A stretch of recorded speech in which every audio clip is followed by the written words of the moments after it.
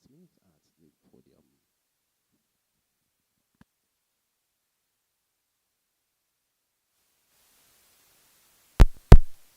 General public.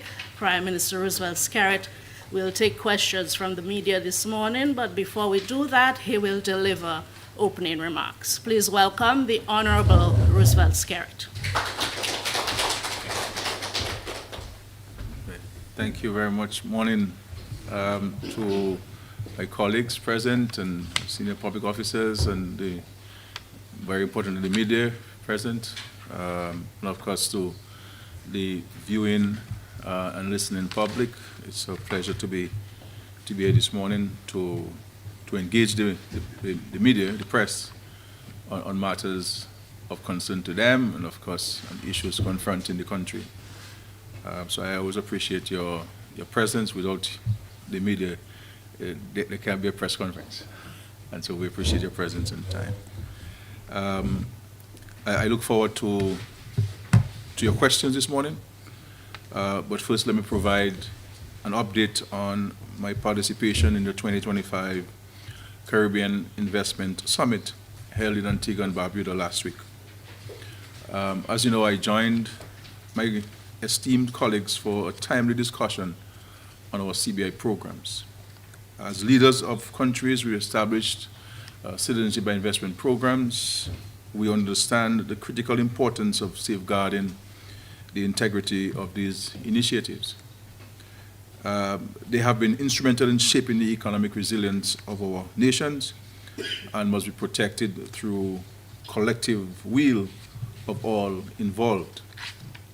This is why I sounded a call for members of the private sector, agents, developers, and other stakeholders to speak up in defense and indeed promotion of our programs, which has and continues to underpin economic activity in all of our countries.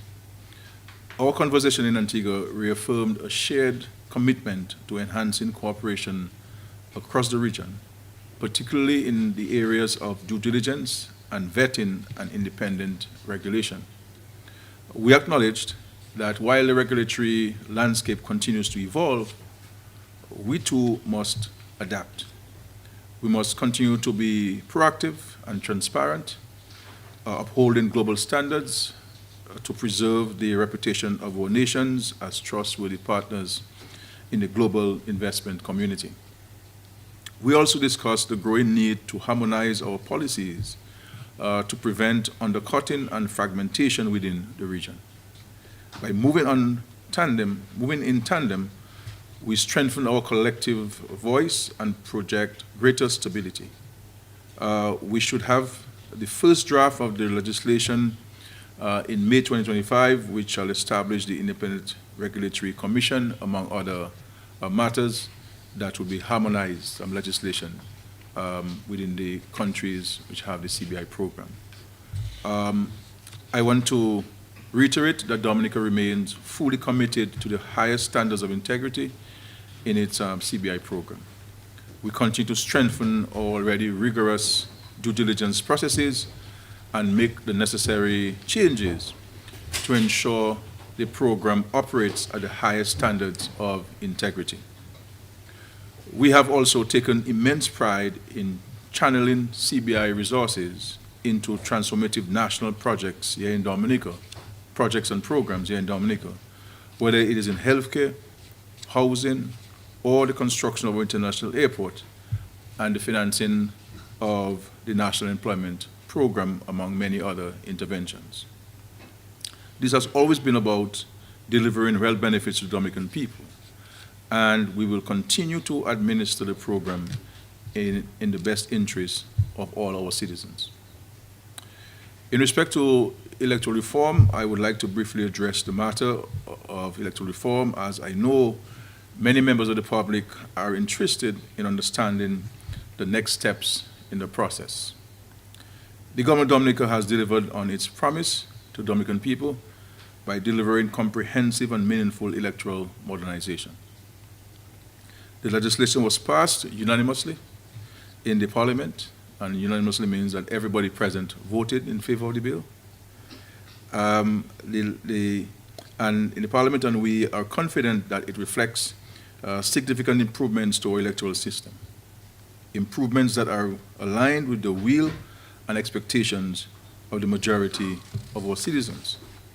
At this stage, the process of operationalizing the new laws rests with the constitutional bodies entrusted with that responsibility, namely the Electoral Commission and the Chief Elections Officer.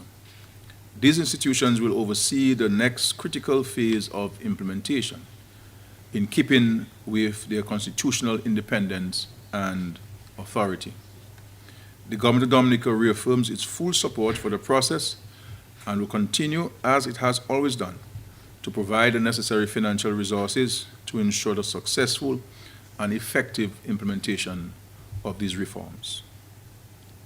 I also wish to take this opportunity to provide the public with an update on the progress on the international airport, a project that remains one of the most transformative undertakings in Dominica's history. I am pleased to report that works on the airport are ongoing and proceeding in accordance with the phased construction schedule. Substantial progress has been made in critical areas, including site preparation, drainage and foundational works, and stockpiling of materials. The site preparation is now significantly advanced, and I am pleased to inform you that the construction of landside buildings, including the passenger terminal and related facilities, is set to commence shortly. Additionally, the runway, a critical component of the project, is quickly taking form. Now, I have heard some questions in the public as to why don't we finish the runway before doing the terminal buildings? What I've been told by the engineers and the contractor is that once the runway alignment is set, it has to rest for 1 year before they can place the concrete and asphalt on this, so that it has to go for, I believe, maybe 2 rainy seasons thereabout before you can place concrete and asphalt on it. And so they're taking the time to build the terminal buildings and the other landside buildings, so as not to wait for time or to waste time, as we would say.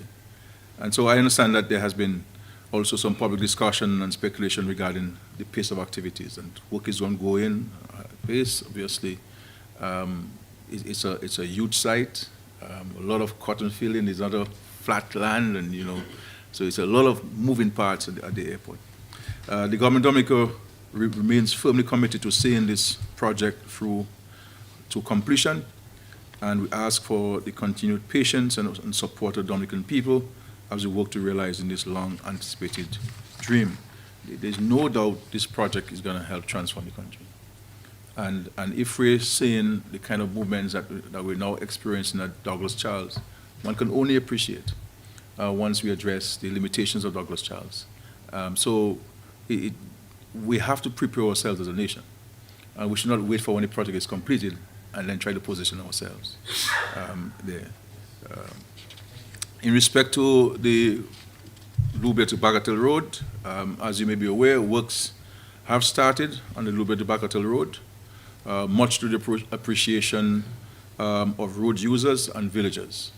It is a project that was long awaited, but which is finally happening, and we thank God for that. When completed, the safety of the road users will be dramatically enhanced. In respect to the marina, works are on schedule with several Dominican workers and service providers engaged. Of course, that project is making and will make a huge impact on our tourism product and foreign exchange in Dominica. Dominica is ideally located for yachties and for yachts, being in the center of the chain of islands.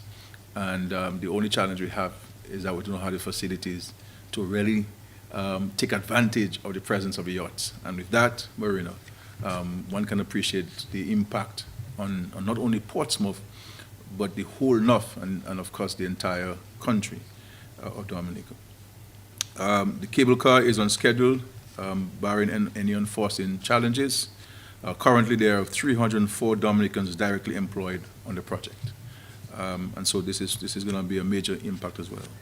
The residents of Benz, Anse de May, and the fishermen of the north from Penville, Vickers, and so forth who utilize. So it's my project today. So who utilize the Anzimbi Port have been waiting for this new jetty and facilities, and so the contract will be signed in the first week of May. I said Friday, but the time is first week of May. So I'll say first week of May. Though Friday, the 1st of May. But just to say that we have the small funds and we can start the project, and so contract will be signed. And for this, also a contract will be signed in the first week of May to reinstate the collapsed section on the Scottshead Sea Defense Wall. And so we're happy for that, and those two contracts will be signed this week.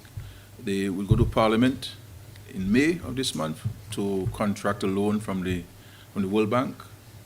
We're taking a loan as budget support, and there are two critical interventions which will be covered, among others, by this loan. One is the resettlement of the Petit Soufrière Saint-Sauveur residents, and also to assist in the facilitation of the resettlement of the residents of Campbell.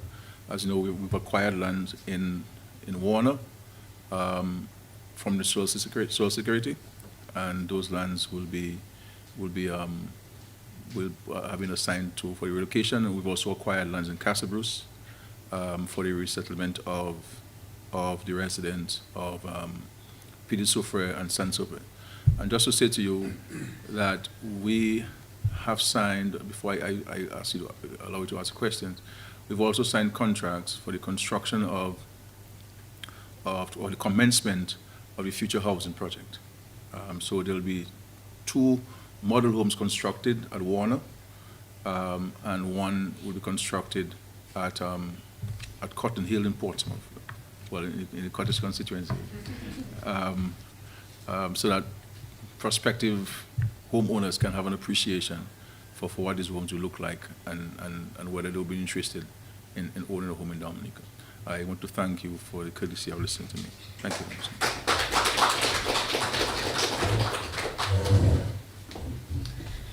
Thank you, Prime Minister. Quite a few highlights, revelations, very newsy, right, Matt? I know the Prime Minister may have preempted some of your questions, but I'm sure you have follow-ups, and so I would like to invite the media to pose your questions. We will go first with Curtis Matthew of DBS Radio. Thank you very much, Zion Jura Smith, and good morning to everyone. My first question is, what for you, Prime Minister Skerrit, were the main takeaways from the investment summit in Antigua last week? The second question, do you think, given everything, the Citizenship by Investment program is under threat? And can you outline how much funds have been generated from the Citizenship by Investment program for the last few months? And what are the changes? What are the changes can one anticipate to come for the program? And Prime Minister, my final question has to do with I think this wrong. It has to do with a High Court ruling recently, the lawsuit filed by the United Workers' Party regarding the handling of funds under the Citizenship by Investment program. The court sitting and the session for the court is due sometime in May. The court has said that matter will move forward and it's scheduled for sometime the 20th of May. So that has been my first round. Let's see what happens in the second round. Thank you. Thank you very much. Now, we had some very constructive engagements in Antigua. First among ourselves as heads, and just to say that there is very strong political will coming from every head of government with the CBI program for us to advance the provisions of the agreement that we signed. Following the agreement we signed, as you know, we appointed an interim regulatory commission and that commission has been tasked with the drafting, with the drafting of the draft bills, harmonized bills, to give effect to the Independent Regulatory Commission, among many other aspects of the bill and so on.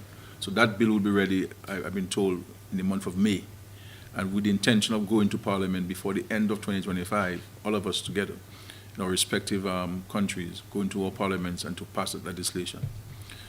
So work is ongoing in it. We also had some very constructive engagement with representatives of the EU, the US government, from the US Embassy, and also the UK.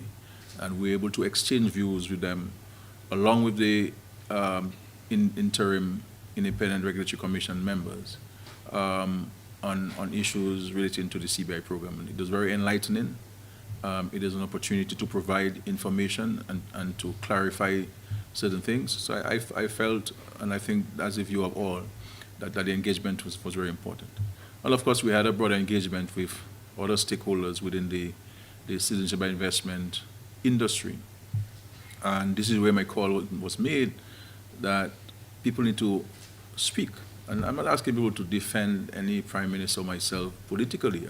We can do that. But we all have to understand and appreciate the importance of this program to our countries.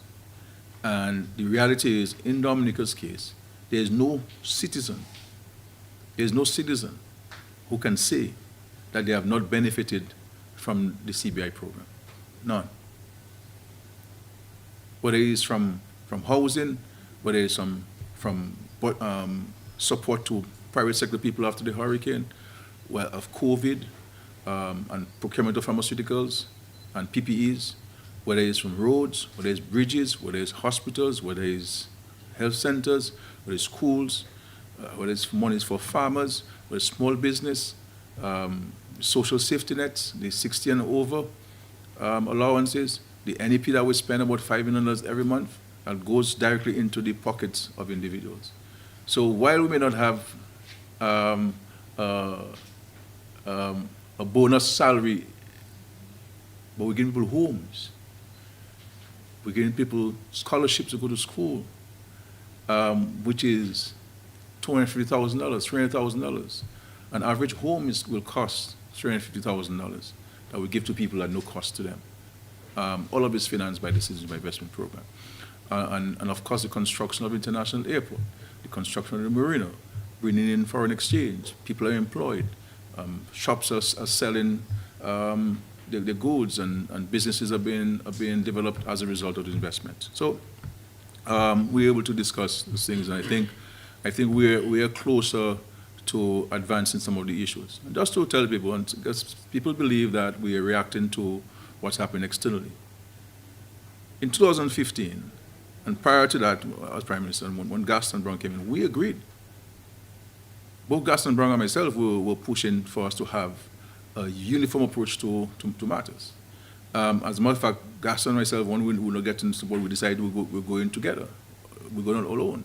Obviously, we're happy there 10 years later that there is buy-in to what we proposed back then, and then we advance in those actions that are necessary to bring some harmonization, because they're things I've always felt that we could have done together that would help enhance the integrity of our programs and enhance the scrutiny, the ability for programs to be properly scrutinized, so that they're sharing our information and sharing our best practices among ourselves. So we're happy that we're advancing it. But coming out of that, I believe that there is strong political will, and we have the technical support who are providing the advice to the heads of government to advance in those actions. So we're in a much better place where the CBI is concerned.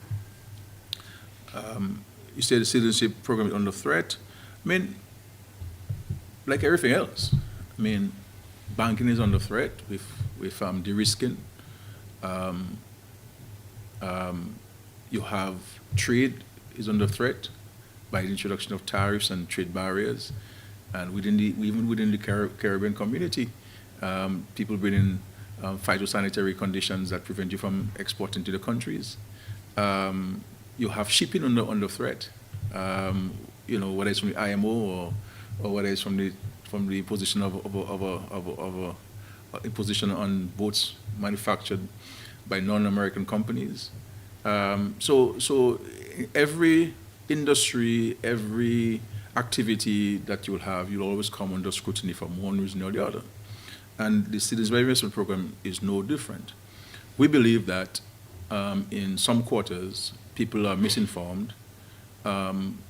People speak from a point of view of ignorance on some of the issues, and people speak from a legitimate point of questioning. We understand that, but there are some who also speak from a vantage point of deliberate disinformation and misinformation, and unfortunately, the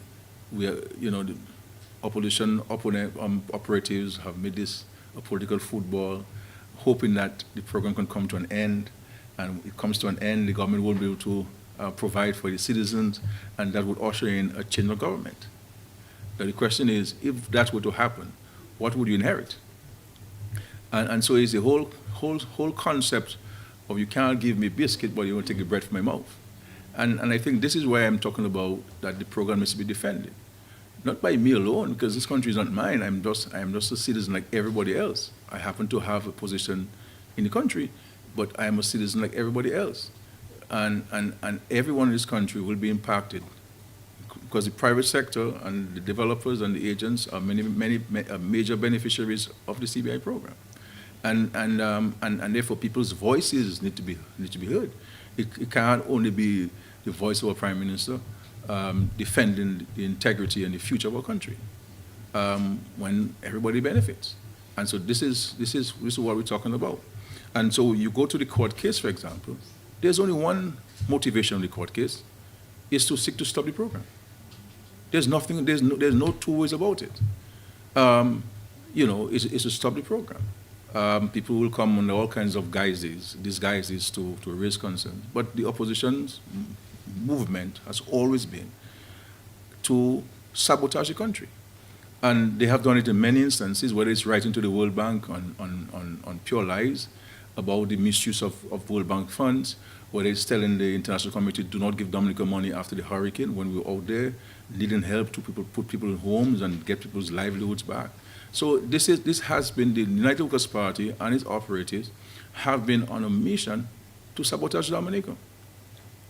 And this is unfortunate stuff. We're not saying that anybody in this country outside Dominica who has a legitimate concern and wants to raise it, fine. But when you raise if you say you're raising a legitimate concern and a legitimate response is given to you, what do you do with it? And you know that we have had numerous public engagements on the CBI program, providing information to people. Not only the political directorate, but public officers have gone out there and provided information to the public on this and exposed the program to the scrutiny of the citizens of Dominica. But that notwithstanding, there's still a movement because people recognize that the CBI is an important source of non-tax revenue to the country. And if that goes, and this is what's going to happen, the entire budget of the National Employment Program comes from that. The government's public sector investment program comes from that. The government in a country like ours is the largest consumer of goods and services. What does that mean to all establishments in Dominica? And so, this is not about me. I keep telling people this is about the country and how do we see ourselves playing our part in the development of the country. And the changes to the program, we're going to have an independent regulatory commission, and there will be some standardized approaches. For example, we will have the same application form. We will have legal obligation to share information on all applicants with each other in real time, so that if somebody applies in Dominica and get rejected, they cannot apply somewhere else. You'll certainly be informed of this. A number of other aspects that will certainly enhance the presence of the role of the JRCC in the due diligence processes there, and also our engagement with our international partners. What we have done in Dominica, for example, we have created, as I've said before, an independent due diligence unit that vets all the applications which come to Dominica. And that due diligence unit is under the direction and control of the Director of the Financial Intelligence Unit. And all of the officers thus far who are in that unit are police officers, and every one of them has been vetted by the regional security system to work in there. Anybody who's going to work in that unit will be vetted. And I made it clear that they should have zero contact with anybody except the Director of Financial Intelligence Unit. So no agent, no person who has a role to play in the citizenship program can speak to any officer in that unit. They're completely removed from everybody else. All in an effort to enhance the integrity of the program and the transparency of the program. But in respect to the lawsuit, that's for the court to decide. We always respect the court's decision. But what I want to say to our citizens of Dominica is to understand the motivation of the LLP. You understand? And the question is, who is financing the senior counsel?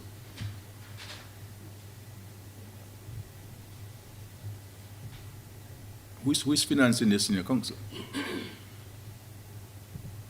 Because if they say they don't have money to buy a tin of a small carnation milk for a senior citizen who was asking for a small carnation milk, where do you get $400,000 to pay a senior counsel to do a case for you in Dominica? So are they joining forces with people who have interests elsewhere and who wish to see our program disappear so they can benefit elsewhere? So these are the questions I think the media needs to ask. Not for me, I'm a journalist. I'm just a village politician. But these are the questions that the people of Dominica, the voters of Dominica, the residents and citizens of our country need to ask. Yeah. I think you missed this one. I missed something? I spent so many times, so much time answering your questions. Which one? The funds from the... Okay. Okay. Well, 2022, 2023, 625 million, right?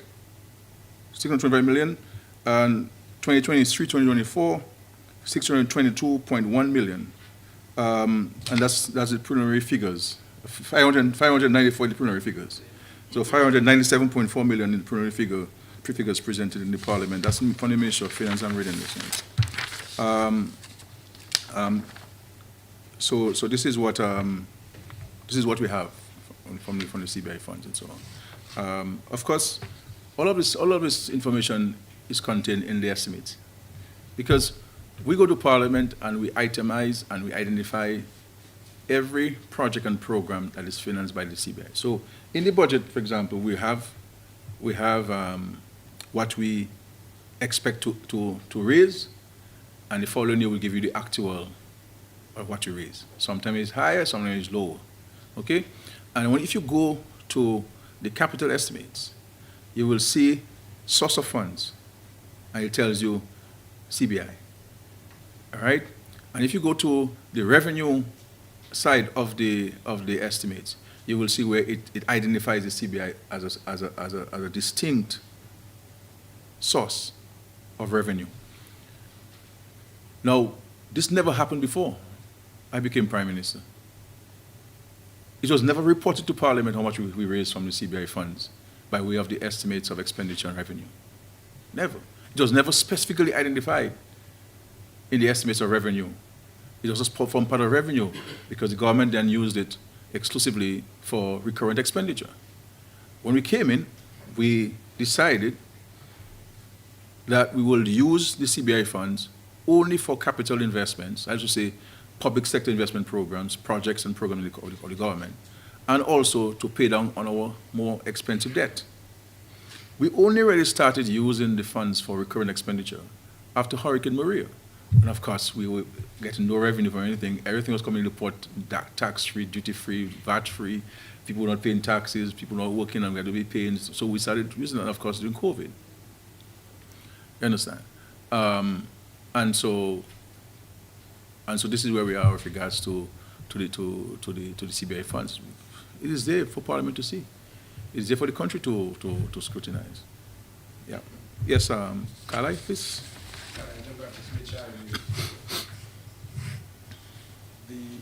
The U.S. tariff on imported products is expected to negatively affect the Caribbean. What is government's plans to mitigate those increases to the average person? My next question. Recently, we heard some comments from St. Vincent and the Grenadines Prime Minister Ralph Gonsalves regarding the CBI program, stating that he opposes it because, quote, it's not sustainable, it's reckless, and the US and Canada are against it. Lots of corrupt practices involved with vagabonds, money launderers, the lawyers, accountants, and wannabe agents want to thief as much as they can. How do you respond to those comments from Prime Minister Gonsalves? Also, PM, we have a serious issue, the appointment of a Chief Justice of the Eastern Caribbean Supreme Court, where all heads of government must agree for the appointment. And we are well aware of what happened to Sir Brian Alleyne when he held the post as the then Grenadian leader opposed his appointment. We now have the Justice of Appeal, Mario Mitchell, who was supposed to meet office in 2026. He has decided that he will retire, or he has retired effective last week, and to clear the path for the appointment of a new Chief Justice. We have now King's Counsel Dexter Theodore lamenting the lack of a unanimous consent from regional leaders who did not agree for him to be appointed as Chief Justice. And he's saying that the process is flawed, explaining that why should politicians have a say in the appointment of a Chief Justice? How do you respond to that also, Prime Minister? And my final one in round one is people are expressing concerns that your government has paid thousands of dollars to a group of Trinidadian lawyers on a case involving the opposition that the court threw out. While the Granby Health District is lacking ambulance, the prison is also lacking proper facilities, our roads is in a bad state, and the list goes on. And yet government has decided to take the matter to the Court of Appeal, which will again cost taxpayers thousands of dollars into the pocket of the Trinidadian group of lawyers. Why was such a decision taken? Wrong one for me. All right. In respect to the tariffs, obviously, we do not export anything significant to the United States. But no doubt, if the tariffs are imposed on our partners or they impose on goods, for example, steel, eventually the price will increase in Dominica. So it is something that all of us we're monitoring to see how that goes, whether there will be a reconsideration of the imposition of tariffs by the United States on countries, and of course we continue to engage the United States of America on these tariffs. We'll be having a meeting, for example, with Secretary of State next week. And certainly this is one of the matters that we'll raise with him. So it's a matter for us to look at it. The reality is the world cannot deal with another increase in the price of goods. Already the world have been going through real challenges, the increase in goods. And again, this is where we have to start, in some cases, looking inwards on our consumption practices and habits, and we have to consume more of what we grow and more of what we produce. And so, while we cannot impose trade barriers because of our regional commitments and also our global legal commitments by way of the WTO, but there's nothing preventing citizens and residents from engaging themselves in their own consumption practice. And I've said so many times before that we have soap, and we use the soap from the CPE. It's one of the better soaps you can find anywhere in the world, especially the one that has aloe vera in it. You know, I mean, so why do we have to buy the soaps coming from elsewhere? So if we support the soaps, water, if we want more water bottling plants, then let's consume more of what we have in Dominica. And so we have to start looking at ourselves and to see what's going to be our consumption practices. We had the abattoir, but we were selling, but there was not enough consumption in a short period of time as compared to the consumption that we would have for imported meats. So these are the money practices. We're now spending how much money? How many millions, Roland? $6.4 million to rehabilitate the abattoir. And our hope is that we can see Dominicans taking advantage of the meats that come from the abattoir. So these are the things that we have to look at. I think we have to look at our own practices, and this is one of the ways we're gonna help mitigate it. It's gonna be difficult for any government to subsidize prices. You just do not have the fiscal means to do that. To sustain it, it might be a one-off. It may be a one-off situation, but it cannot be. It cannot be the case. And so now on the issue of first of all, I want to set aside this notion about bad roads in Dominica and other things and so on. I mean, we have spent and continue to spend, hundreds of millions of dollars in improving the road network in Dominica. And we have spared no effort in that. I mean, if you go to the villages and you see the extent of roads that never existed before, you right there in Point Michel, there, you're enjoying smooth roads in every part of Point Michel, including Union Estate. There, I mean, so and so we've invested heavily in roads. Yes, if a terrain like Dominica, you'll always have to do road maintenance, whether it's heavy rain or the big trucks or whatever it is, you'll always have to do road maintenance. But I don't think anybody in Dominica, the issue is, Carly, because we've gotten so accustomed to not having potholes. The moment you have a pothole, we get upset, and I get upset too, you know. You understand? But we get so accustomed to no potholes. When you get a pothole, we get upset. But I don't think we should take one or two potholes in one or two areas and say that the road network is terrible. No way. I don't think anybody in Dominica would agree with that classification, and so forth. Okay, but I just want to set this aside as misinformation or disinformation, and should not be carried in the news unchallenged. In respect to the case, I would leave that to the Attorney General and the state lawyers to respond to on the technicalities of the stuff. But I don't think one can say that one should not spend money on ensuring that everybody gets justice. But in respect to the appeal, my understanding from the Attorney General is that if the ruling is left unchallenged, it becomes case, it becomes law, essentially, a reference. And therefore, it's important that you give a higher court the opportunity to adjudicate on the matter, because you have implications on the road. So it's not, I don't think one should look at it as who was in court. One has to look at the legal merits of the matter before the court and to determine whether there is a basis, a reasonable basis for the state to appeal to a higher court to adjudicate on this matter, so that we know what is the decision of the court, so that future cases, a higher court will have adjudicated on it, and you know that's your final court, and you know that is the view of the final court.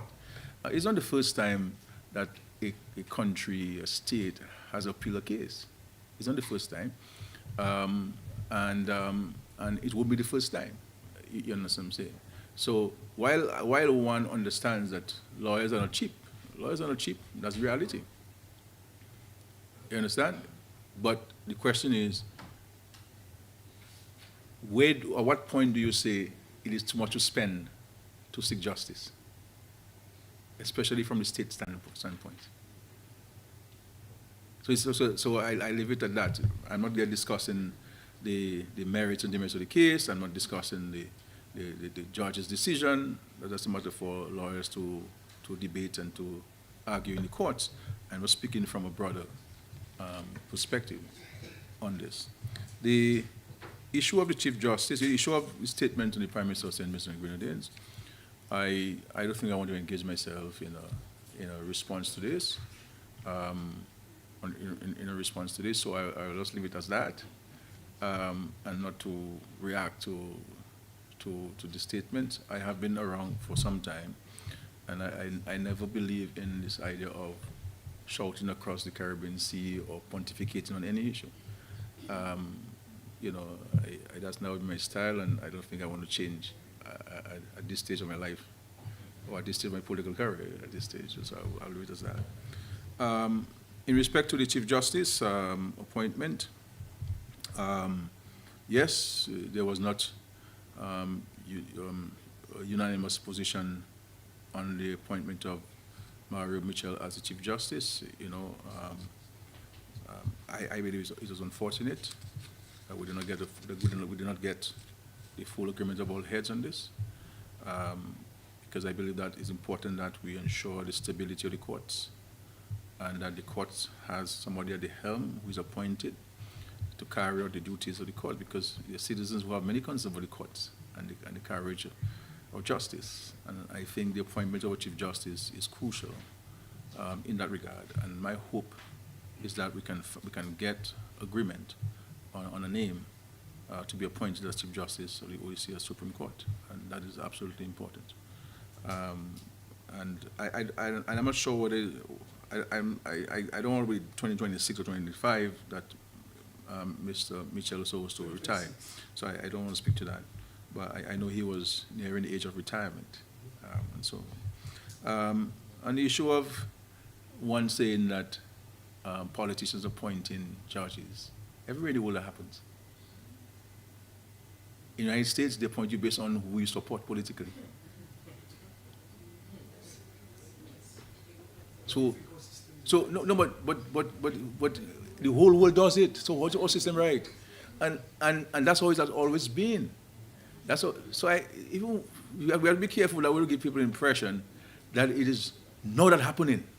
First time not happening. That was there before us. Before, that's always been the case. That you need unanimity for the selection of the Chief Justice. And there may be reason for this. The drafters of that may have a reason for it. And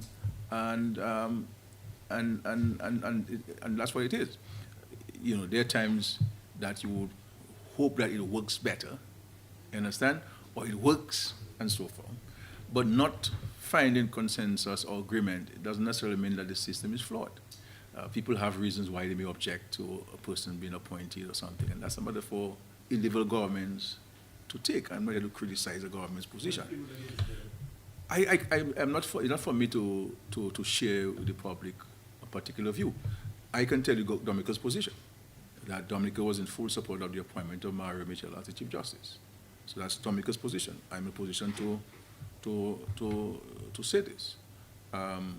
And Dominica's position is that at all material times when there is a need for a Chief Justice, we must move with speed to appoint a Chief Justice and not have somebody acting for an undue period of time. But we also have to appreciate, though, in our jurisdiction, that you may have somebody who you believe might be interested, but who may not be interested for one reason or the other.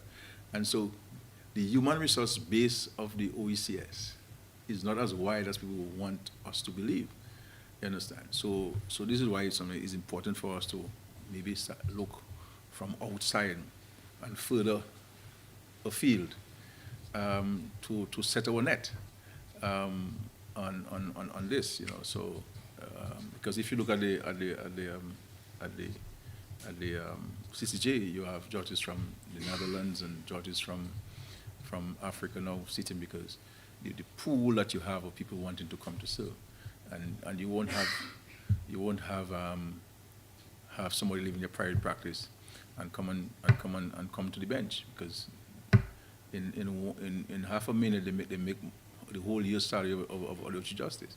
But you know, somebody would have been a perfect Chief Justice if he was younger.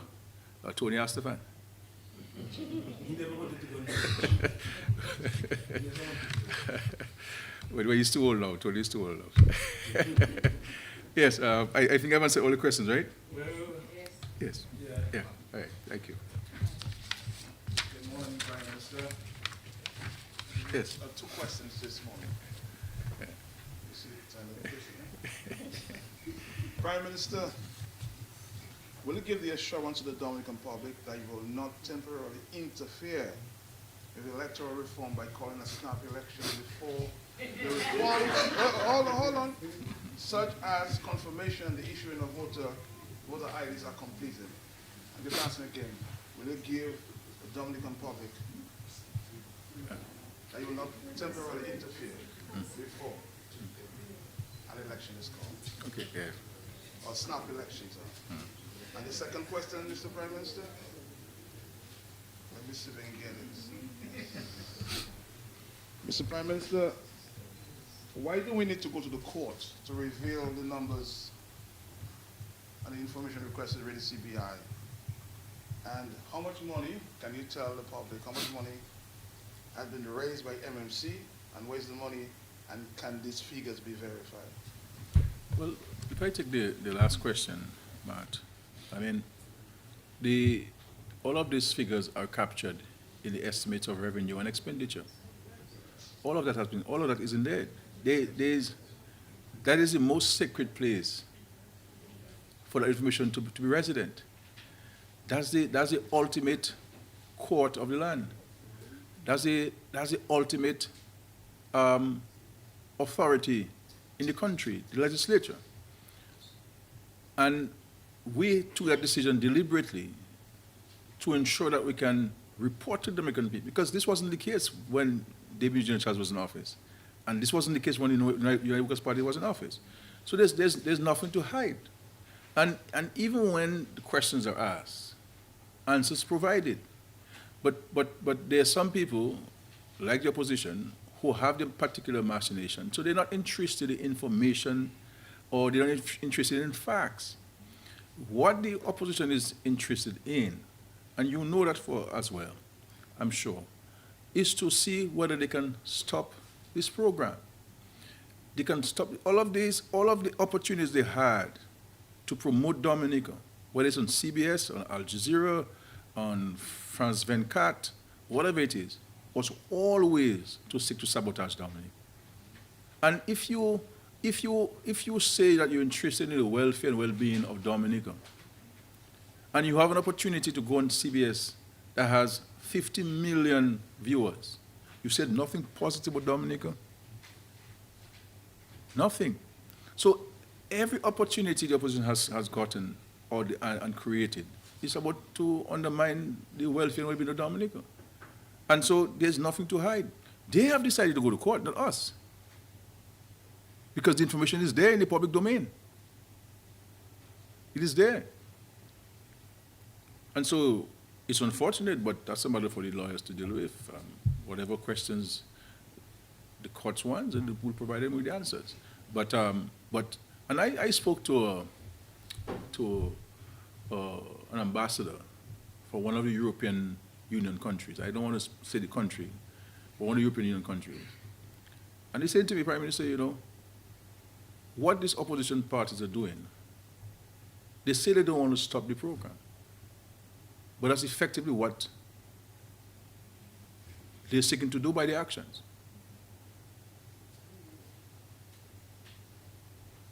This is what it's supposed to do, and a lot of it is based on envy, on jealousy, and that's what it is. And how do you build a country when we seem to be preoccupied with envy and jealousy and so forth? And when you want to come to serve people, it's hard work. It's not easy work. So these guys want to and it's not only the CBI, as I said, after the hurricane, the opposition was in New York. While I'm inside pleading for help for Dominica, the opposition is outside telling everybody going in, don't give us any money. They wrote many times. And if the World Bank and others did not know how we were spending the money, they would have stopped our projects and interventions. But because they have been following, they're doing their own audits. And Dominica has had a 100% positive record of being able to account for every money, every dollar that somebody has given to us. We're very, very careful with how we use people's money. Very, very careful. And those entities will tell you that we have with them exceptional relationships. So it is all to stop this CBI project, but that's okay. And this is why I believe that Dominicans need to stand up and be counted in this. Because what if the court were to give an injunction and say, well, let's stop the program until the court case is heard? The court could have said so. And the court can say so. Well, what does that mean for the jobs in the cable car? What does that mean for the jobs that the hotels that have been constructed? What does that mean for the jobs in the marina? What does it mean for the NAP people who we pay $5 million every month? Have we stopped to appreciate the impact of this NAP program on the lives of so many citizens across Dominica?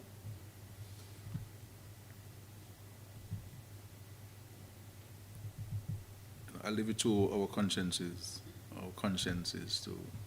to reflect upon it.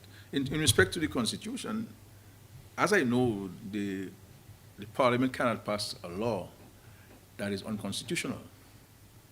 And when I take my oath, part of the oath says I believe that I have to uphold the Constitution.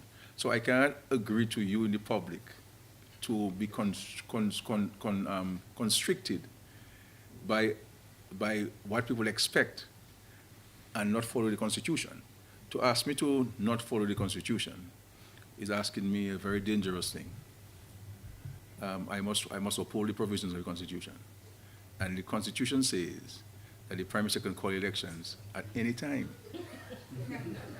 So to tell me, to promise to you, to go contrary to my oath, is not a good request, Matt. I mean, privately I can talk to you, but I can't make that promise publicly because I'll be going contrary to my oath. So you cannot assure? But it's not even that, because assurances are strong word too, and I think it would go against my oath to uphold the law and the Constitution of Dominica, and to ask me to break the Constitution and not pay attention to the Constitution. You don't ask me to do that, but we'll see how it goes, Matt. We'll see how it goes. But I agree with you that we have passed the law on electoral reform. It's not for the Electoral Commission to implement. I recognize it's going to be a very expensive undertaking because the software and the hardware that we have to procure. I think what is the projected bill? What, $2.3 million or something US? What it is? So it's going to be a significant sum. So I'm waiting for the Electoral Commission to write to us to let us know how much money that we have to provide them. Plus, you have to rent centers across Dominica. Plus, you have to employ confirmation officers and provide all necessary supporting facilities. So it's going to be a significant sum to undertake, but we have to undertake it nonetheless. And we're committed to that, and we're committed to providing resources to effectively and efficiently implement the provisions of the law relating to electoral reform in Dominica.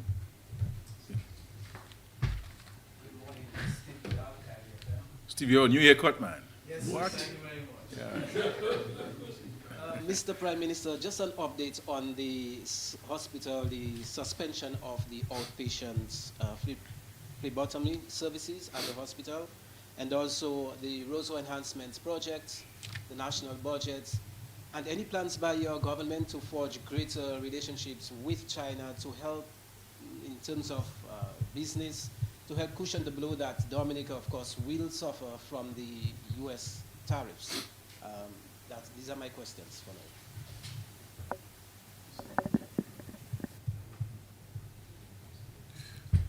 now. In respect to the lab, my simple response based on what the Minister of Health is saying to me, that there are some supplies which are low. You know that they do not have them, but they're low. An order is placed, and one of the orders will get in there this week, hopefully from Puerto Rico. So what they have done is to focus on emergencies and those patients who would be at the hospital, and of course surgeries that would have to be scheduled to be done, and to temporarily suspend the services to the wider public. But I believe that there's a review of this, because I'm told that in some cases there are enough supplies to open to the public.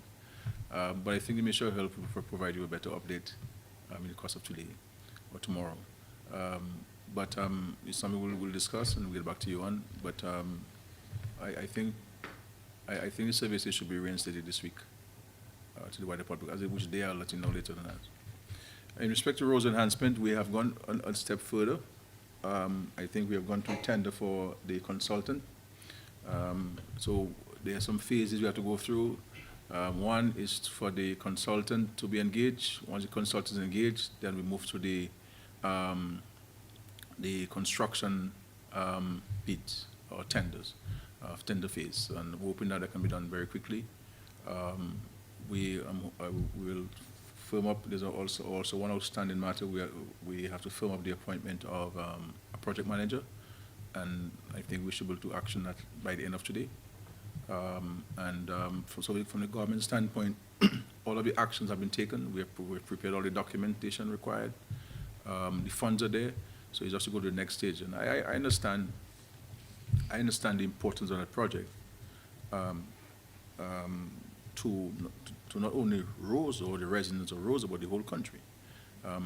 This is our city, and it's like your living room in your home. You know, it has to be spick and span, and you're only going to get Roseau to be enhanced through roads and improved drainage and sidewalks, and this is why we've gone out and contracted a loan of $40 million US dollars to have that road rehabilitated. And I understand the anxiety of the people, and I recognize that they have said this is one of the major national projects, and I have also heard that they said to me, "Scared, if you do that road enhancement, your party might be there for life." That's what they said.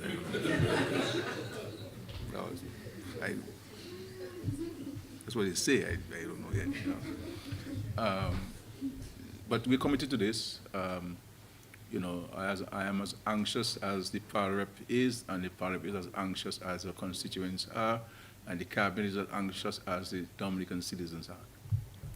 So we like to see this thing started very quickly. But the good news is that we have the money for it. Okay? And the good news is that the process is going on. And so I believe that all things considered, we will certainly see physical work on this project this year, by this summer. Because you will need a few months to go for the process of procurement. But once you procure it, the process of procurement goes, and it's a matter to start. But no doubt it's going to enhance, and of course part of this will involve the construction of public washrooms in certain strategic locations in the city. All of this will enhance this. I also want to say to you that I've given directions for the redesign of the ferry terminal. So we'll be engaging a local architect. I'm hoping to meet him today so I can give him some ideas as to what I would like to see in this terminal building to enhance the experiences of the passengers using the ferry. So that'll be done so that we can move quickly to have this this new ferry terminal, because as you know, the building started in a small wooden structure, and every year you add to it and add to it and add to it. So it was never done based on a master plan. So now it's very difficult to move around the ferry, but it will be a built-for-purpose terminal that will enhance the passengers' experience, etc. Okay. The issue of China, of course, China continues to be a major partner in our national development. We appreciate them very much. As you know, the next project they'll be working on with us is the Borough Square in Portsmouth to Pigwa project. And what we've agreed to do with them is to break this project into 3 phases, which was originally our plan when we were going the route of contracting a loan for this. So the first phase will be from Borough Square to Ansdeme, and this will be a significant part of the project. And the second phase will be from Ansdeme to Wesley, and the third phase from Wesley to Pigwa. In the scheme of things, the most difficult part is really from Borough Square to Ansdeme. And one can only appreciate the number of bridges that you have to cross from Borough Square to Ansdeme, and the number of culverts that you have to construct, and the realignment of the road. Because certainly there are some corners that we can eliminate, and we intend to eliminate as part of the redesign to allow for improved transportation of people and movement of vehicles in that area. So we're excited about that. Very soon the Chinese will send in the engineering firm, design firm, to start the process of designing the road and then go through the tender process.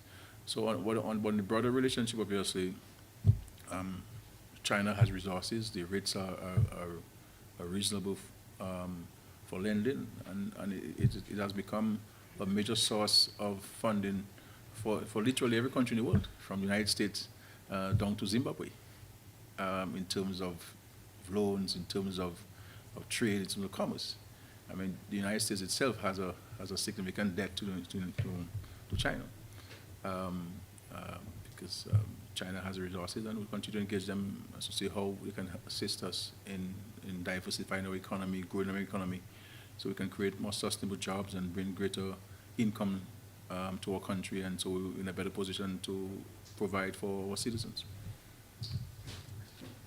Prime Minister, Dominica celebrates 36 years next month in May of local government in Dominica, 36 years.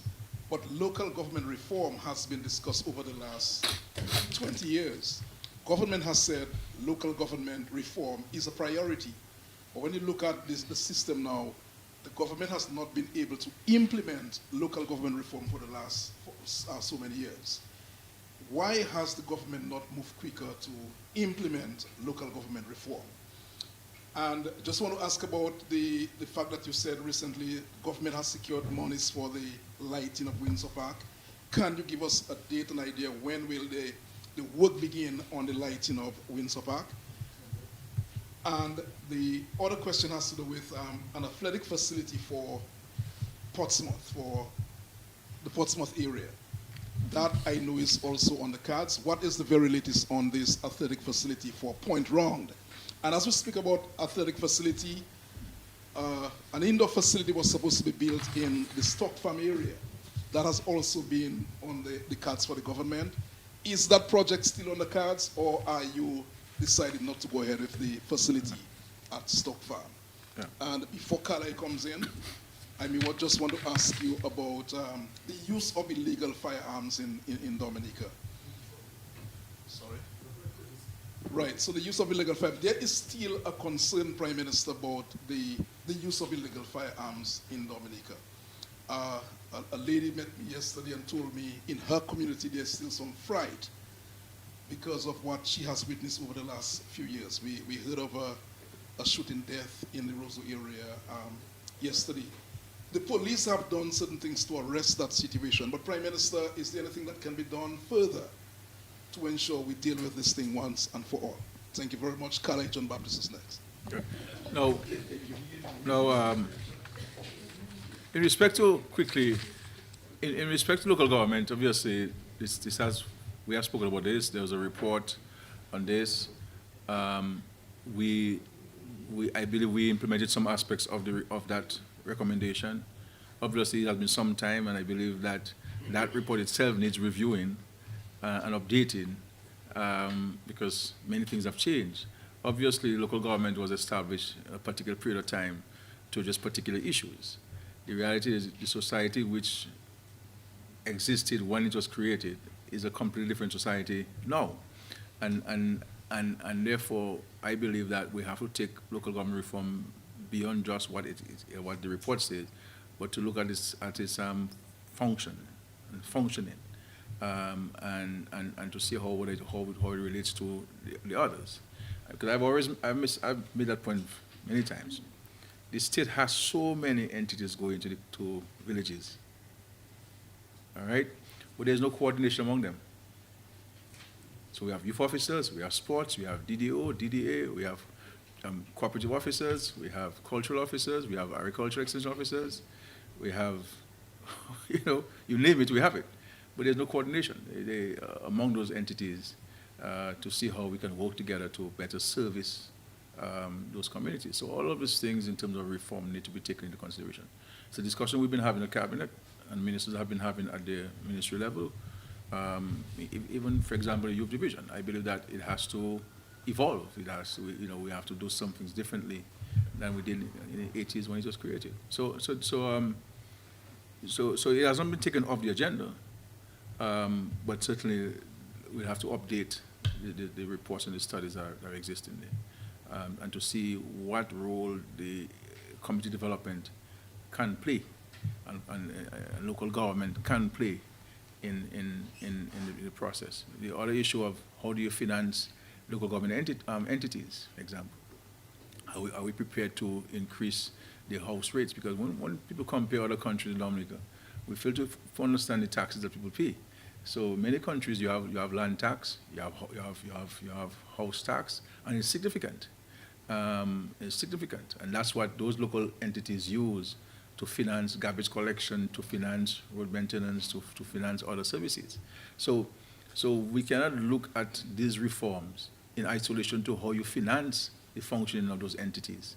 And I believe that we have to look at that aspect of it and to make a determination on whether we should have higher rates, because I believe in any village in Dominica, or anywhere in Dominica, you've got 50 cents a room, or that was since E.O. LeBlanc was premier.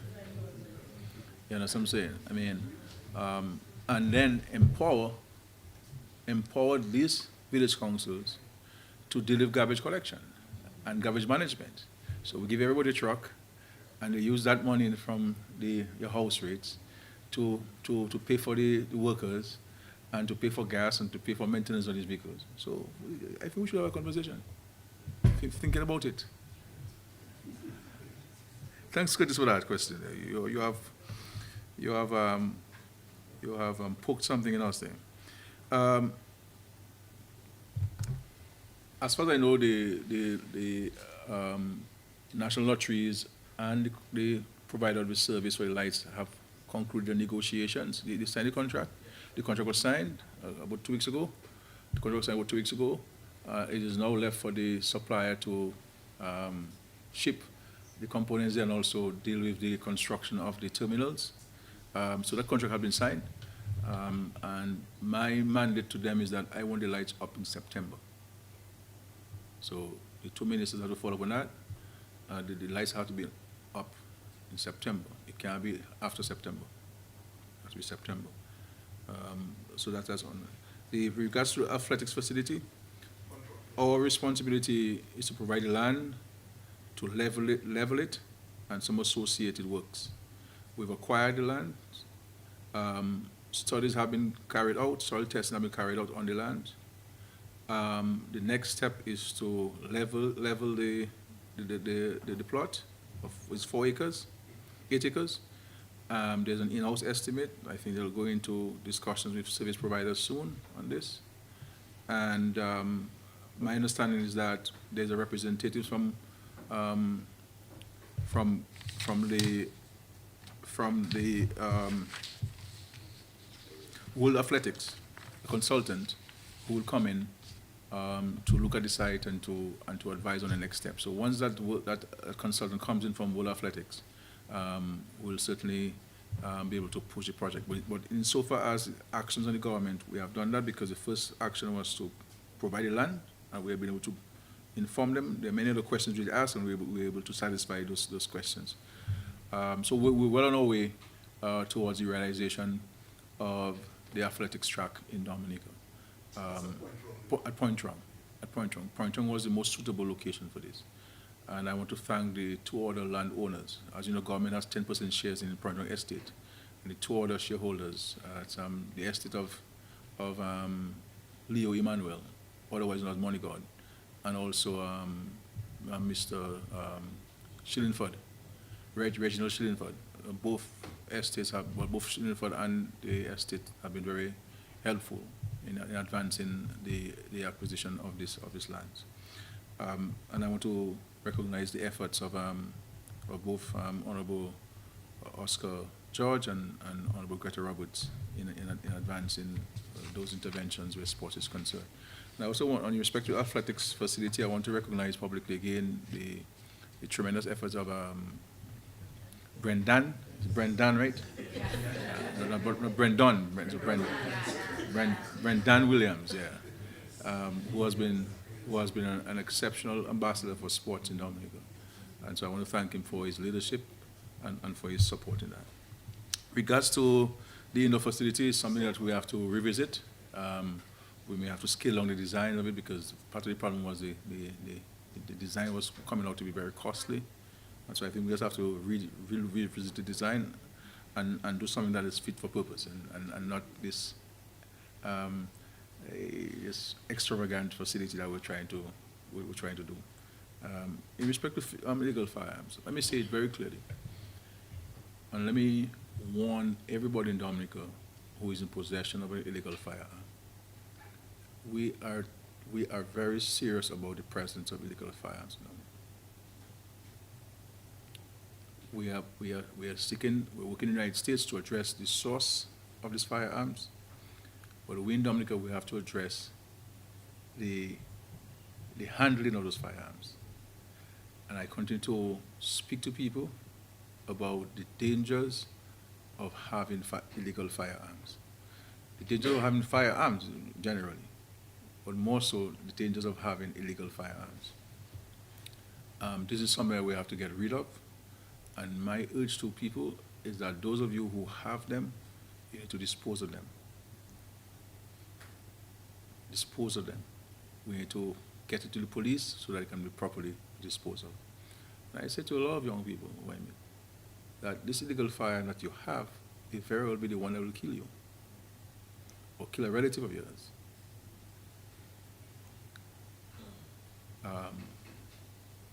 And I have said to the police, I do not want them going to harassing people for marijuana. But if we know that you have a legal firearm, you will certainly be harassed by the law. What we need is for the courts to play its part in meting out the fines and the sentences which Parliament has put in place by legislation. Because this has to be a societal effort to eradicate the presence of illegal firearms in the country. We must never come to a point where we do not feel safe in our country. We must never come to a point where we feel uneasy in our country. Dominica is very peaceful. We need to maintain this. But for us to maintain it, every one of us must play our part in that. So yes, the government has a role to play. Yes, the police has a role to play. But at the end of the day, each of us has a role to play in maintaining law and order and enhancing the peaceful nature of our country. But illegal firearms is the most dangerous thing. The most dangerous thing. And it's a global challenge. It's because the majority of homicides you're having are through the use of illegal firearms. Okay? Yeah. Yes. It appears that the report cards of various MPs are below average. Outside of the major projects such as the International Airport, the Marina, the cable car, geothermal, and a few hotels, which have started, there seem to be very little reports from the various constituencies, PM, as to what is really happening. Can you address us on that, please? Also, when do we expect changes regarding the removal of income tax and switch over to consumption tax? And the issue of the duty on customs duties is very, very high. This year marks the 25th years of the World Creole Music Festival. I'm just thinking, why can't we launch the festival earlier for more publicity, and when we will get financial, and also when we will be getting financial statements regarding the festival? Because we just hearing the festival, and we're not hearing how much has been collected, accounting, we're not hearing anything about that. People are asking. And my next question is, now that Clare Harbour has closed one of its branches in Portsmouth, does your government have any plans of utilizing that building? And also, what are your government plans to create more employment for the people of that constituency, since Ross is gone and now Clare Harbour is also gone? Madam Parliament, we're working with you, so I ask for that. You that ask that question on your behalf.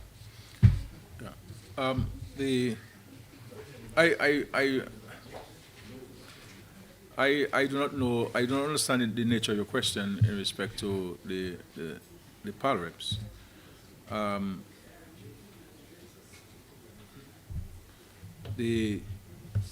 So I'm not sure how I should respond to this. All I would say to you is that I believe that the government and the PAL reps are concerned. I think there has to be greater engagement with the public. I think PAL reps and ministers need to speak to the public more than they're currently doing, and to share with the country what is happening in their respective ministries and their respective constituencies. And I think that both traditional and social media need to be used more effectively to do so. If you go to any of these constituencies, there'll certainly be some things, some interventions that the government is having, or there are some significant plans for some things to commence. And even from a national project standpoint, while say, for example, the cable car might be resident in Roseau Valley, but you have people from as far as Portsmouth and Granby and Scottshead working on these projects. When they get paid in the Roseau Valley, they take their paychecks back to those communities. And likewise the international airport. So the number of, I believe that, if you were to ask me, I believe that the missing link, we're always concerned, is that PAL reps need to enhance and ministers need to enhance their visibility in the country and to have greater conversations, public conversations, with the people they represent. And I think if that is addressed, then the perception of nothing's happening in some parts would certainly be set aside within 5 minutes of their speaking. And I think, too, that we do things because we are committed to doing things, and we don't spend time talking about them sufficiently. But in the same token, if we don't talk about them, nobody will talk about them for us. And so it's important for us to articulate these things. And what this government, this party in government has been able to do to navigate so many challenges that it has confronted, whether it's from the natural disasters, whether it is from COVID-19, or there's increase in the cost of goods in the country and so on. And we're still speaking about so many major national interventions. And I would take umbrage to anybody to say, well, apart from those major projects are crucial. Those major projects are crucial. These are projects that have been elusive to successive governments. Every government has spoken about doing an international airport. Every government has spoken about doing a marina. and the cruise village and so forth. And we're doing these projects during the most difficult period the world is experiencing.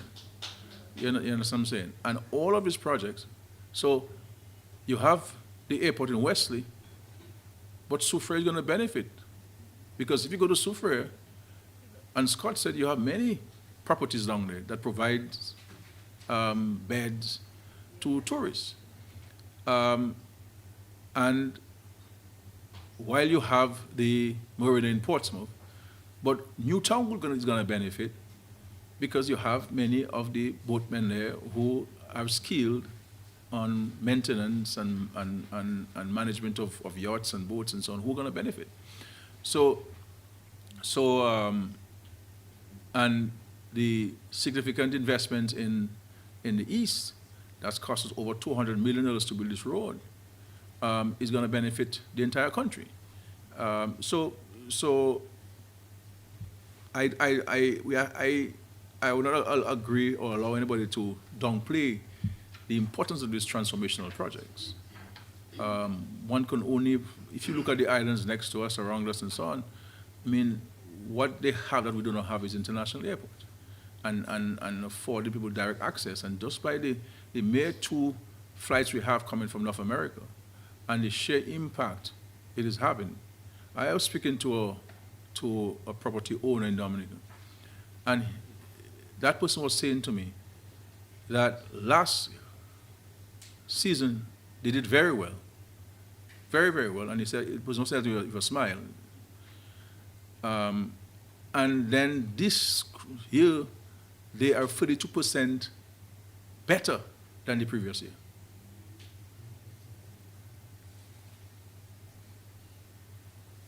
And they're saying to me that this United Airlines flight is crucial, and you know, the opposition chastises us for having this revenue guarantee with them, which, as if it is something scary invented, and it's the first time in the world they're hearing this and so on. And we know every airport in America is subsidized by either the federal government or the state government. Some of our airlines. I mean, how many times American Airlines went into bankruptcy? In my lifetime, maybe about 10 times. You know? And bailed out by the government. So I think we're upward looking.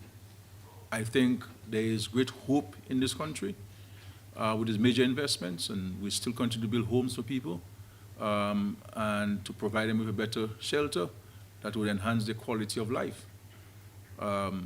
You know, and we continue to spend money heavily on the roads. We're negotiating for a loan for the rehabilitation of the road from Poncassi to Boitiab, and also for the rehabilitation of the road from the Layou Valley Bridge to Sultan. So that's been done. I told you that we're contracting a loan to relocate or resettle the people of Campbell, and also Peel Soufriere Sansove. We're signing a contract first week of May, they say. I say first of May, they say first week, so we'll see again. So I'll go first week of May. I'll go faster than them, so again first of May. For Anstey May, that would certainly enhance the port, and the port can truly be an official port, and to facilitate trade between Guadeloupe and the Saints and Marie-Galante, and make more money for the people who are piloting the trade. So there are a number of positive things happening in the country. You know, $6.4 million on the abattoir. We're doing something else in agriculture there with the certification facilities. Citrus, $7.5 million just for the citrus certification facility that will enhance our ability to produce seedlings for citrus and still be one of the few countries in the Western Hemisphere where you can get a fresh glass of juice in Dominica. And we're building boats for the fishermen from across Dominica, providing them with outboard motors. And we're giving them grants, small farmers and agro-processors grants to enhance their trade. Does that, a lot of people, Carlisle, they come for these checks in a surreptitious manner, because some people want to peddle the notion that nothing is happening in Dominica. And this is why I don't agree with the Ministry of Agriculture and the unit giving anybody any check in the office and hiding. Let there be transparency. Transparency doesn't only exist with the Prime Minister. So if you're getting taxpayers' money, why shouldn't the taxpayers know who the government is giving the money? And then you go on social media and say nothing happened in Dominica when you have a check of $40,000 in your hand. So I agree with you. That's what the problem should be telling people. Any questions? Final questions? Yeah, guys. Oh, the income tax, as you know, I am not a tax person. I am anti-direct taxes. But that's my personal view. I cannot impose my personal view on the state because if we were raising over $40 million from income tax and you get rid of that immediately, then you will also have to look at where you're going to replace that $40 million from. Now, I intimated whether the country would have an appetite in increasing the VAT rate. But if you increase the VAT rate as well, it's going to have an impact on the price of goods on the shelf. So do you want that? You know what I'm saying? So while I support the idea of consumption tax as a route to go, and this is why we introduced VAT, and we remove consumption tax, sales tax, hotel occupancy tax, and the number of taxes that we remove when we introduce VAT. But if you affect one area, you could affect another area. And I think this is why we are working so fast and so hard in implementing those transformational projects that we believe will place us in a better position to enhance our revenues and thereby be able to relieve ourselves of these direct taxes.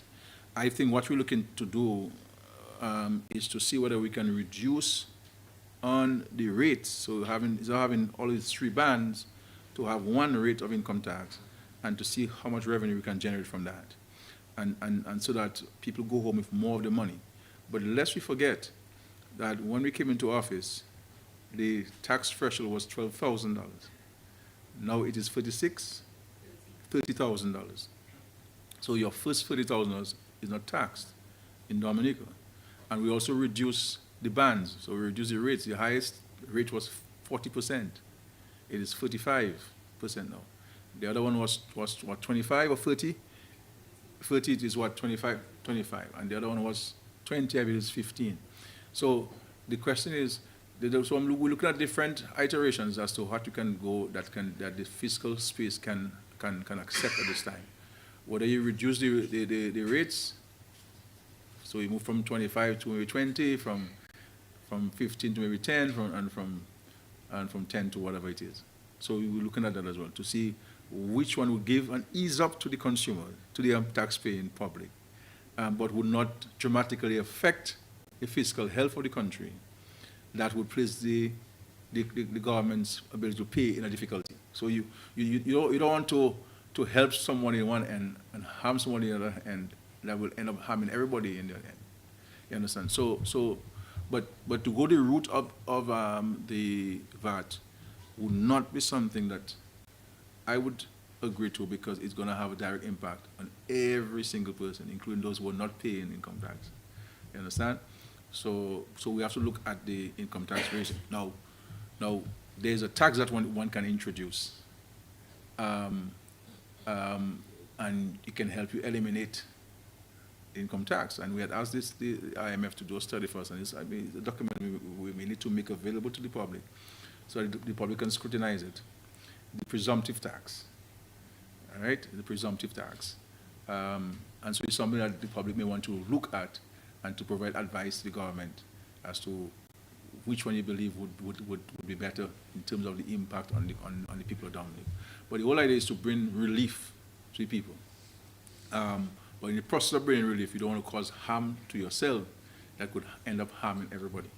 Because if the government is not able to pay, then everybody is affected. You understand? In respect to the Curl Festival, well, the minister is there and the PS there, so they take note of that. Are you guys launching? When are you launching the Curl Festival? We intend to launch very soon, and some of the challenges are not with us. Sometimes people do try to launch. Yeah, but I still believe I still support Carlisle's position that we should launch it earlier. Okay, so yeah, but yeah. All right. But they say soon, so we'll see how it goes. Yeah. Soon is out soon. That's my question too.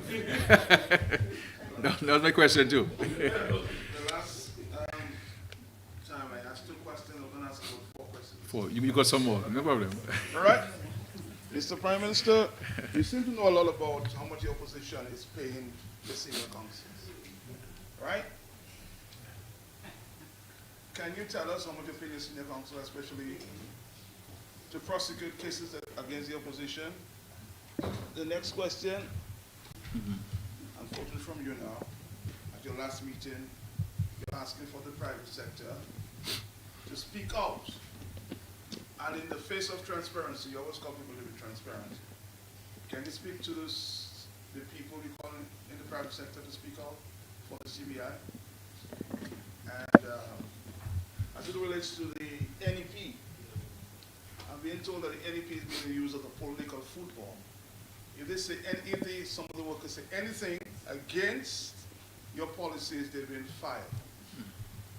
And the last, and I know you're going to laugh at this one again, 2 days away from April 30, are you still considering resigning? Okay. All right. This is what I know. This is what I said. As a senior councils are very expensive. All right. In large measure because you have very few senior councils within our jurisdiction, and so they're expensive. I always maintain that I find Tony to be very reasonable with his rates. Senior council last up, I'm sorry. So this is why I can estimate, or I can suspect, or I can presume how much the opposition is paying a senior council coming out of Trinidad. In respect to the NEP, this is absolutely not true. I mean, we created the NEP, and as you know, the opposition criticized it every day, every step of the way. They have criticized it. They've made people who are on the NEP feel as if they're less of a Dominican by being under the program. And I'm grateful to all of them for staying the course and playing their role. And for me,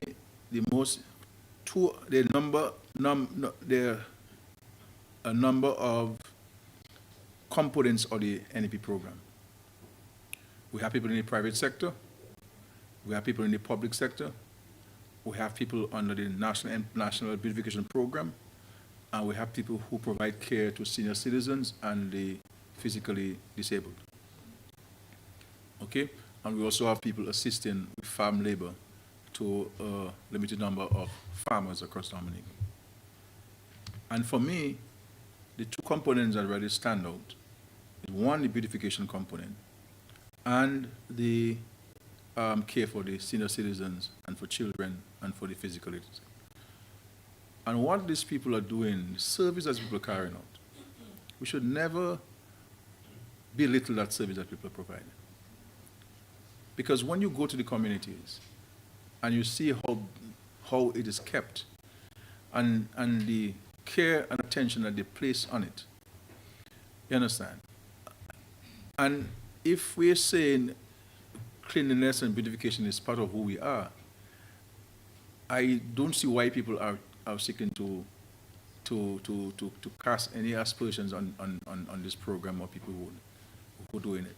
And also persons who provide care to senior citizens. All right? In the program, many persons people who engage in the private sector have graduated to permanent positions. I saw a document that was given to me some time ago, the number of people who have graduated within the public service into permanent appointments. So everyday people are graduating into their permanent employment in those institutions.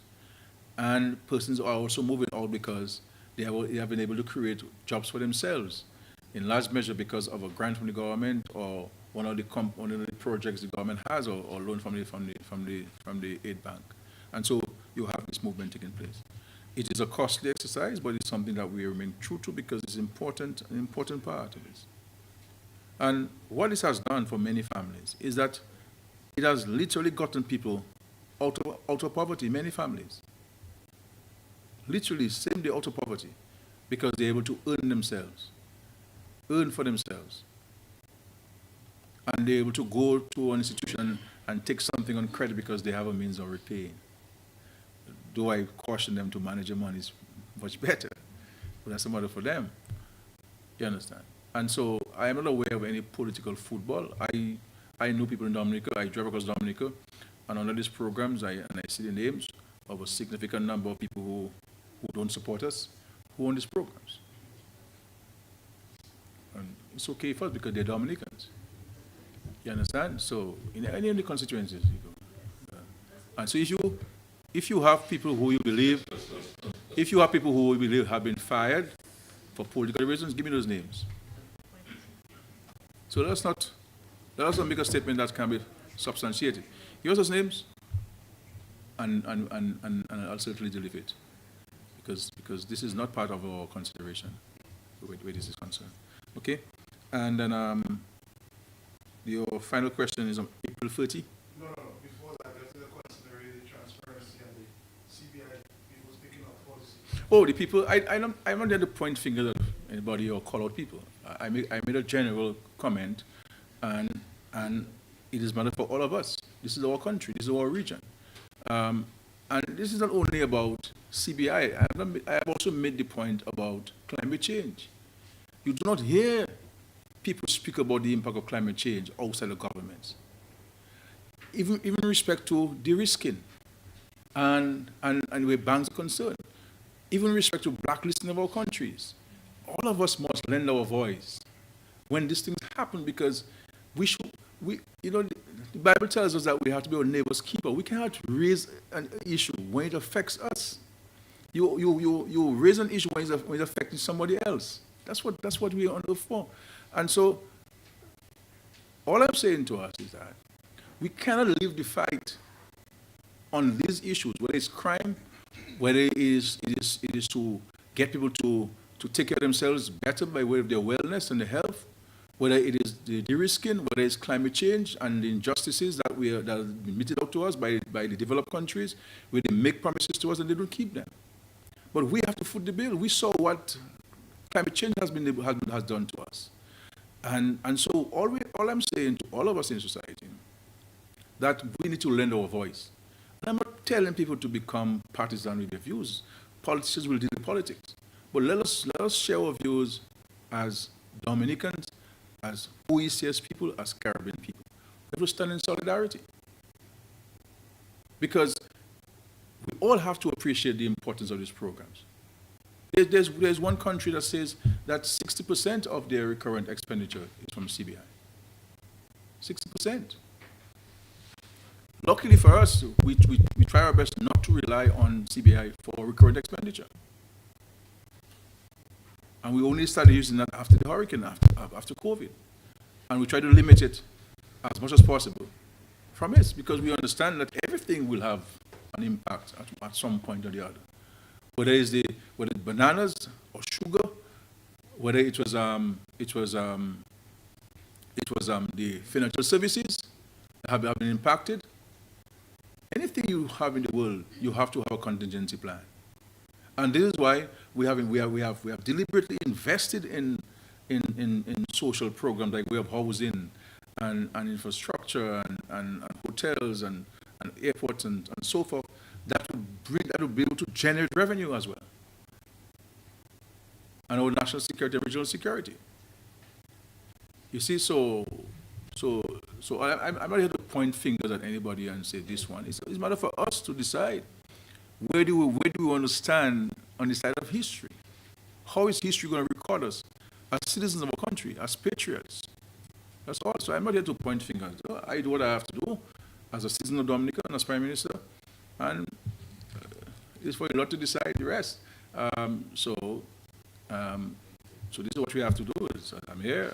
I will defend this country wherever I go and before whoever I am. And my hope is that every one of us will do the same. Okay? And the April 30,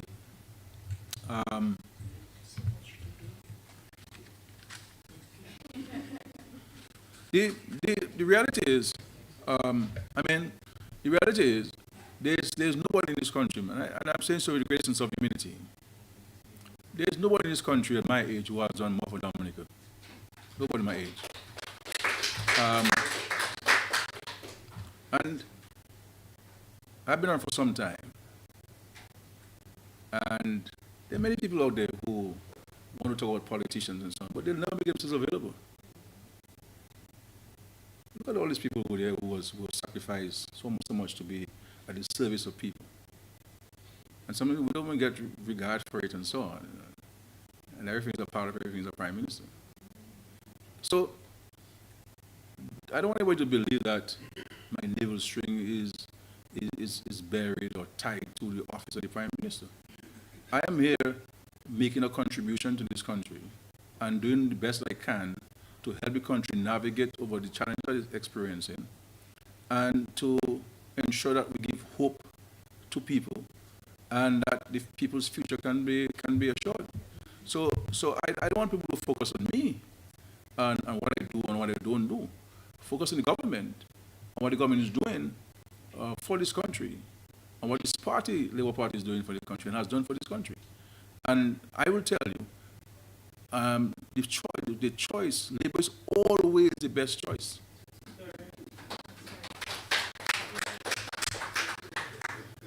You understand? And you could even say Labour is a good choice because there's nobody else. And if somebody is going to say Labour is a better choice. But just to be clear, that Labour is still the best choice. This is the only organized political party in the country. This is the only party that cares for people, and the only party that has a plan and is implementing it for the welfare and well-being of Dominica. I am just the trunk of the tree. We have roots, we have branches, and even if the trunk is removed, then as Toussaint Louverture said to the French when he was captured, the roots shall sprung up, and the revolution shall continue. So the development will continue, whether I'm there or I'm not there. But the most important thing for the people of Dominica is that Labour remains in government, because that's the only party that's serious about the party. You look at others, they're dysfunctional. One is in Marigot, having a meeting. Once they go to Roseau, the leader is not in Marigot, the president is there, then the meeting Roseau cancel. That's you, don't we? So focus on what's happening there, and when I take this proverbial ride back with Theo on his bus to my hometown bakers, then I will say, well done, good and faithful servant. And that time will come at some point.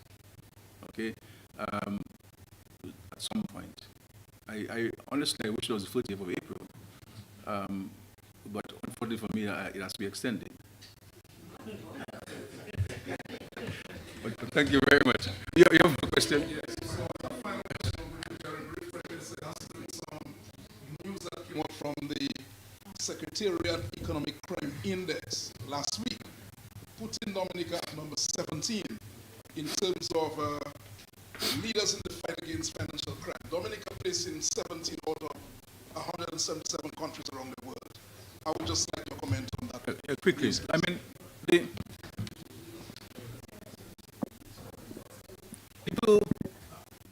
people may say what they want, and they may have motivations for saying what they want.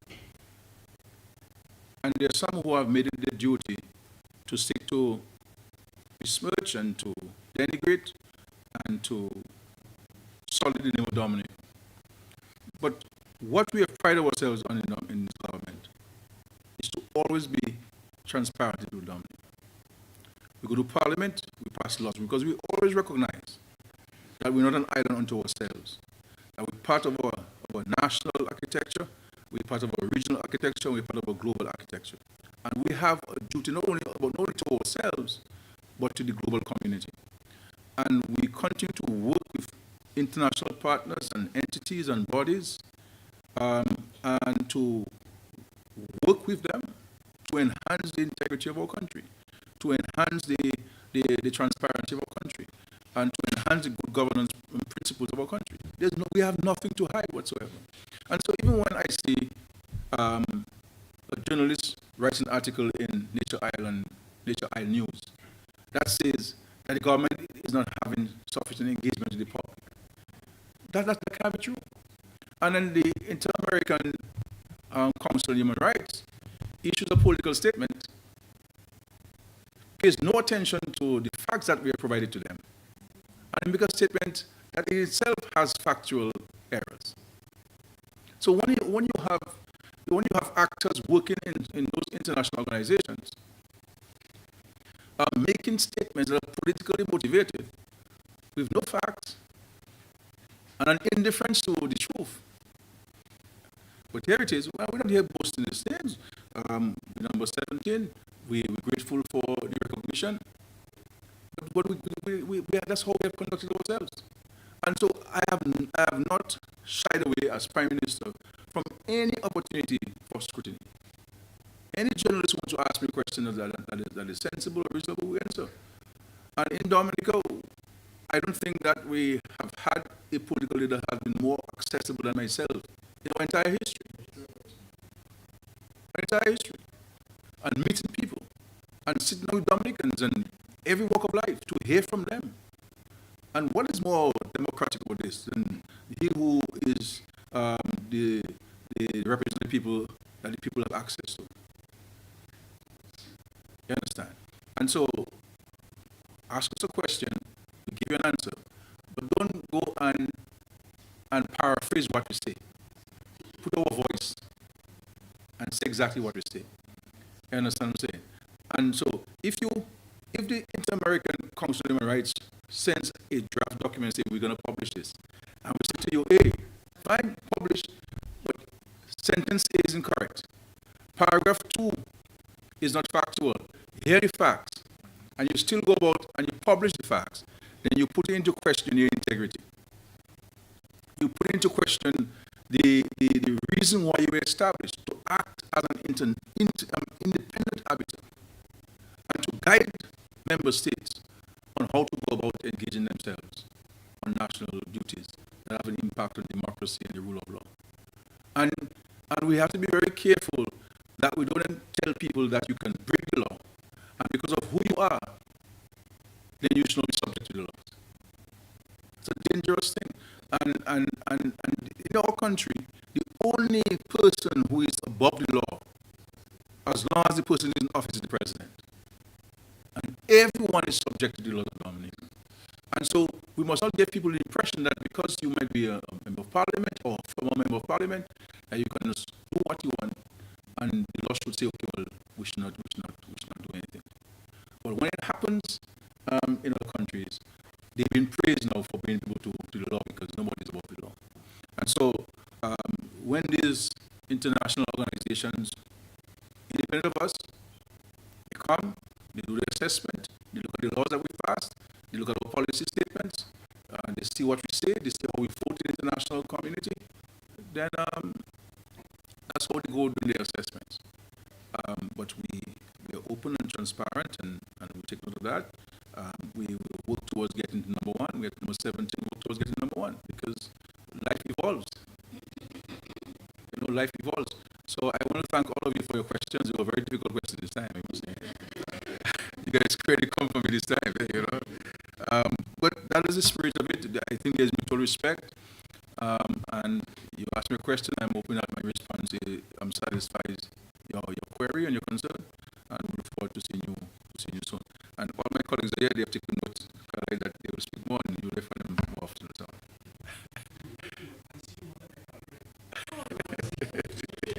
All right, thank you very much. Our thanks to the Honorable Prime Minister and all of you for tuning in. We will remain accessible. Just a note to the listeners of Cairo FM, you can listen to this press conference again in full at 9 p.m. tonight. I know it's lunchtime. I want to thank all of you for being here, and to those of you who tuned in, thank you so much. Good afternoon, everyone. Mr. number of pertinent matters, especially in this global changing environment. I am Steve Vidal on behalf of my technician, taking it back to Master Control. Stay tuned for the news coming up next. We want to again thank the management and staff of Domlec for allowing this broadcast to go through. But be assured that tomorrow afternoon at 12, we will bring you the Domlec Over Talk. Stay with us saying thanks again.